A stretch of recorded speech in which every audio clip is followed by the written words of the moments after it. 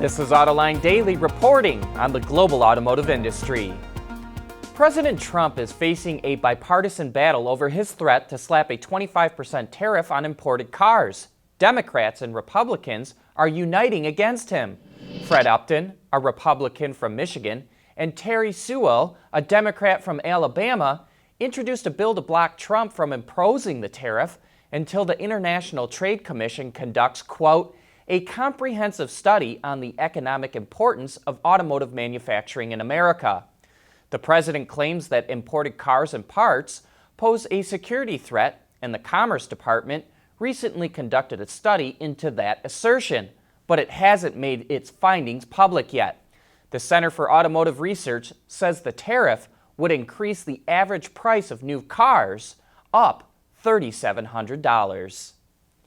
European customers will soon be able to order the electric hatchback version of Volkswagen's first ID vehicle.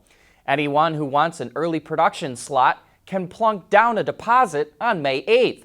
However, it's not known what the pre-order will cost at this time. A crossover version is slated to come to the U.S. late next year. Lighter, safer, stronger, quieter, and more sustainable.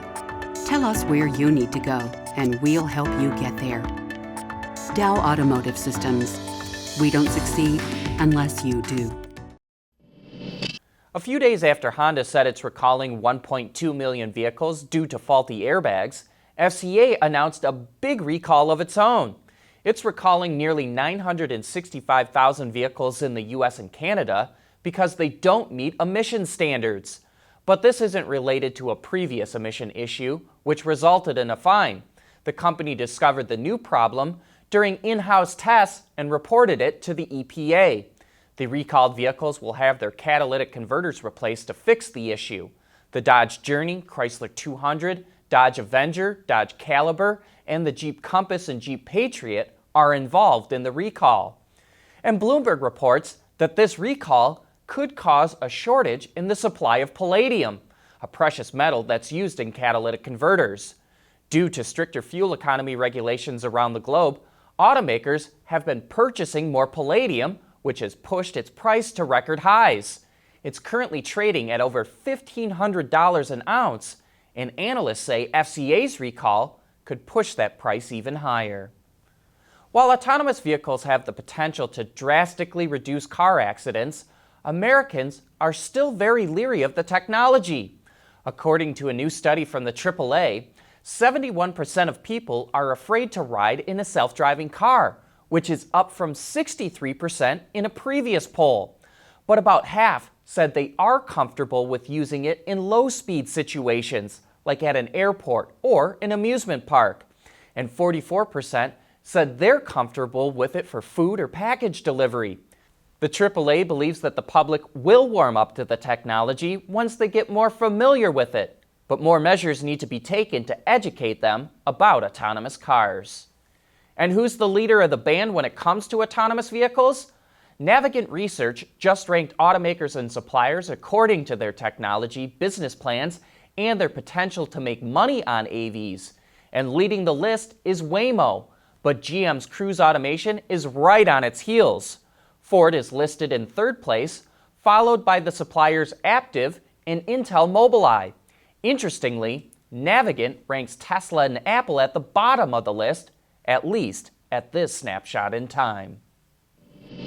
Autoline Daily is brought to you by Bridgestone Tires, your journey, our passion, and by Dow Automotive Systems, advanced materials that deliver better results. The website Ford Authority reports that a variant of the F-150 pickup will get an independent rear suspension, or IRS. Presumably, that will go on upscale versions for customers who want a smoother ride and better handling. The current layout uses a solid rear axle and leaf springs, which is better for towing heavy loads and carrying heavy payloads. We think the independent rear is probably the same as the one that's used on the Lincoln Navigator and Ford Expedition. Ford is getting ready to refresh the F-150, and an IRS will give it a competitive advantage over the Chevrolet Silverado and Ram pickups. Nissan and Mitsubishi continue to expand their partnership. They just introduced 4 newly upgraded mini vehicles, or K-cars, for the Japanese market, called the Days and EK. On top of improvements to the platform, engines, and transmissions, the vehicles for the first time will feature Nissan's ProPilot technology, which allows for semi-autonomous driving on the highway. The new models will go on sale later this month. And just last month, Nissan launched the all-new Lavina in Indonesia, which shares a platform with the Mitsubishi Expander. And hey, be sure to join us for Autoline After Hours this afternoon at 3 p.m. Eastern Time when we go live. We've got 2 analysts with deep insight into this industry joining us, Michael Robinette from IHS Markit and Charlie Chesbro from Cox Automotive. Help us drain their brains of knowledge. Send your questions to viewer mail at autoline.tv, then tune in to catch all the action. That's it for today. Thanks for making Autoline Daily a part of your day, and happy Pi Day!